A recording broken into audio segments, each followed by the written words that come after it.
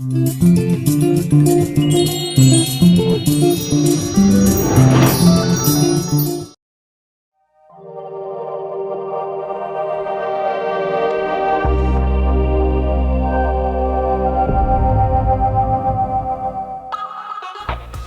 بيكم ونشرة انباء الحكايه اليوم. بصوا بقى عشان نبقى متفقين، انا خالعه ضرس العقل وتعبانه ومش قادره اتكلم. حد هيقول لي ايه اللي جابك؟ هقول له اكل العيش مر ومحدش لاقي وظايف. جايز ده على عكس تماما اللي قاله وزير التربيه والتعليم الهلال الشرابيني، اللي قال ان التعليم الفني لازم يتطور الفتره اللي جايه عشان الشباب ينزلوا يشتغلوا، لان البلد مليانه وظايف مش لاقيه موظفين. كله شغال يا باشا، وبيصرف وبيلبس وبرفانات، والحياه زبادي في الخلاط. الحقيقه انا من موقعي هنا بحيي الوزير على صراحته الصراحه، بس بقى يا ريت الست الوزير تعلن للشباب عن الوظايف دي، يا اما بقى من الاخر كده تقولوا لهم يروحوا لام خديجه المغربيه تجلب لهم وظيفه. كيفاش بغيت العمل ديالك يكون؟ باكيت ولا نورمال؟ سعيد حساسين عضو مجلس النواب غسل تامر امين بسبب مهاجمته للبرلمان. مالك ياض يا وش؟ ملتهب علينا ليه؟ وقال له احسن لك تتكلم على قدك وتروح كده تخليك في الويسكي والخمره بتوعك وملكش دعوه بالبرلمان، ولو اتكلمت تاني هزعلك. بص يا تموره، انت لازم تخاف من الحساسين، لان انا وانت عارفين شغلته الاصليه. يعني لا مؤاخذه كده ممكن يظروفك شويه بردقوش على شويه شيكوريا على رجل قنفذ عنده كالو ويجيبك الارض ويخليك لا مؤاخذه كده ماشي تهر. انا مش ساحره ولا انت جاي يا عمر افندي؟ عايزه تحس ان انا ساحره ازاي؟ نازله لكم السقف وعامله لكم نار. هاني متولي رئيس شعبة تجار الأجهزة الكهربائية طلع تصريح وقال إن الأجهزة الكهربائية خلال اليومين الجايين دولت هتزيد أسعارها بنسبة 30%، وده بعد زيادة الجمارك. أحي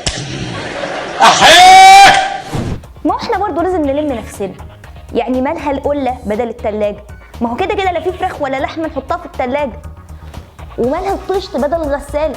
ما هو كده كده الهدوم غالية ومفيش حاجة نغسلها. وبعدين ماله وابور الجاز بدل البوتاجاز؟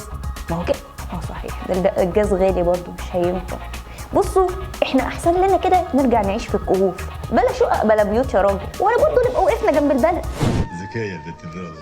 الدكتوره سميه ياقوت العالمه المصريه واخده على خاطرها قوي من الحكومه، وقالت لهم في المؤتمر الوطني لعلماء مصر ان الحكومه بتجيب العلماء اللي بره وناسين العلماء اللي جوه، رغم ان البلد مليانه كفاءات محتاجه اننا نهتم بيها ونرعاها. لا بقى معلش، مش كل حاجه نجيبها على الحكومه الطاهره بتاعتنا، مش كل حاجه سلبيات. والنبي نضربها على بقها الوليه دي. هو حضرتك ما سمعتيش عن العلماء اللي الحكومه بتدعمهم؟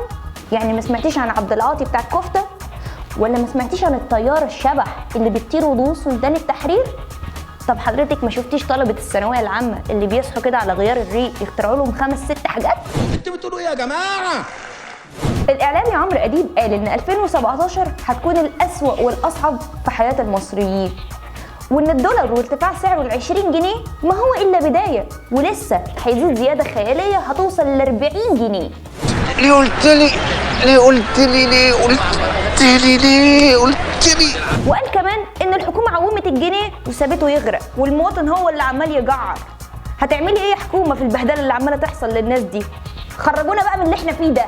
اخرجكوا ازاي من هنا يا اسطى؟ الباب مقفول علينا من بره، وبعدين اللي يطلب حاجه يطلبها بالعقل، هو انا ساحر؟ الإعلامية الشهيرة صاحبة الوجه الملائكي وحب الناس اللي بيتدلدق كده ريهام سعيد زعلانة قوي من الراجل اللي صور الفيديو بتاع الاعتداء عليها وعلى لميس الحديدي عند الكنيسة، وقالت له أحسن لك كده تشيل كلمة ذكر من البطاقة وتروح تكشف تناسلية. لحد هنا واربط خصيمك النبي ما تخرجني كده. الحقيقة احنا مقدرين شعور ريهام جدا الحقيقة، لأنها للأسف بقت من نفس الكاس. كاس ايه ده؟ شفشق لا مؤاخذة.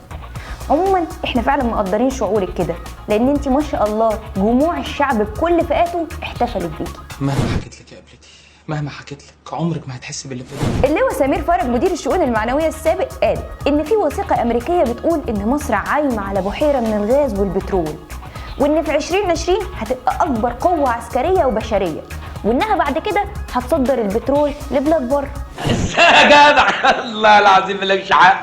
ازاي؟ حضرتك احنا من سنة 90 واحنا مستنيين أبيار البترول والغاز الطبيعي والذهب الأسود اللي انتوا بتقولوا لنا عليه. والله وكيلك ما شفنا إلا السواد بس. والله العظيم انا خايف يجي القرن الجديد ويبقى الخبر الرئيسي هو الحصول على كيس سكر من حفريات القرن الماضي.